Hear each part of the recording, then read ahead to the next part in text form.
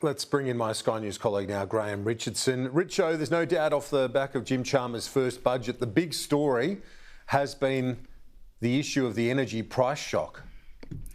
Yeah, well, I think it was expected. I don't think that we've been shocked by it, but it is a shock. And it's something that's going to hurt a lot of people. And so it's politically dangerous.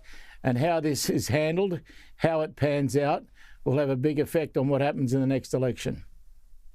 So how important is it then, as you touch on and allude to in that answer, that they get this right? It seems pretty critical both in an economic sense, but also for their political viability heading into the next election. I think critical is the right word. This is something that they have to get right.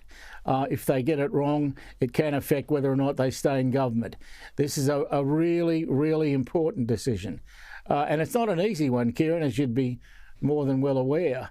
This is pretty difficult stuff. And it's not one for the faint-hearted. You've got to make tough decisions. You've got to have the courage to make them stick.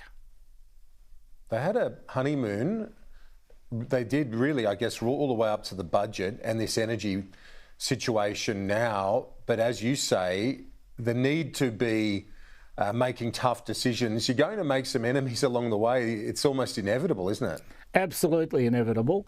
You have to make enemies. But if you want to get anywhere in this world, you make enemies. You can't just walk around trying to please everyone. In this case, you've got far too many interests to please. You couldn't possibly do it. You just have to accept the fact that you'll make enemies, stick your chest out and keep on walking. They didn't have to put those energy forecasts in. It's not a central part of, say, the GDP or the employment rate or the gross national income, whatever else in the budget. But clearly they made the decision, and Chris Bowen said as much over the weekend on Sky News, that they knew what was coming. As you touched on, they were well aware that this would dominate everything. And so it seems like, in a way, tilling the soil for what comes next, whatever that may be. Yeah, I think that what they're doing is making sure that Australians know as much as they do. I think that the government's being very open about this. Now that's, as Sir Humphrey would say, courageous. But it's probably got to be done.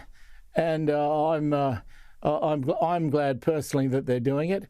I think this is just another example of Chalmers showing how on top of things he really is.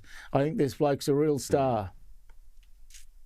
Yeah, you mentioned that as well, and we saw his first budget, seen by many as a stepping stone budget towards May, where he talks about wanting to have the conversation with the Australian people, but not doing what his former boss and mentor Wayne Swan did, I think, on certainly one occasion with the mining tax, announcing a massive policy, but with very little preparation to build expectations of such a move.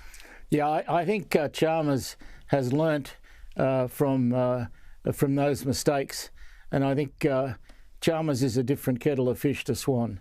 This bloke's, I think, absolutely got the goods, as they say, and I'm confident that he'll get it right.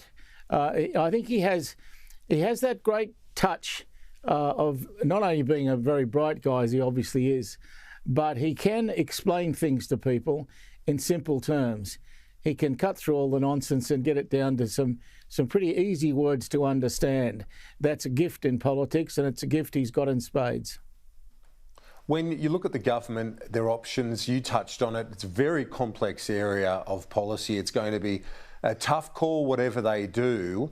There does seem like there would be a lot of electoral goodwill towards any move to get a decent price for Australia's own resources in terms of domestic consumption, Richo.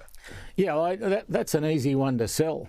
And so you don't even need a good salesman to sell that one. And I think we've got some good salesmen. So that'll happen, that'll get done, and I think get done well. Graham Richardson, my Sky News colleague, great to chat as always. Thanks. Thanks, mate.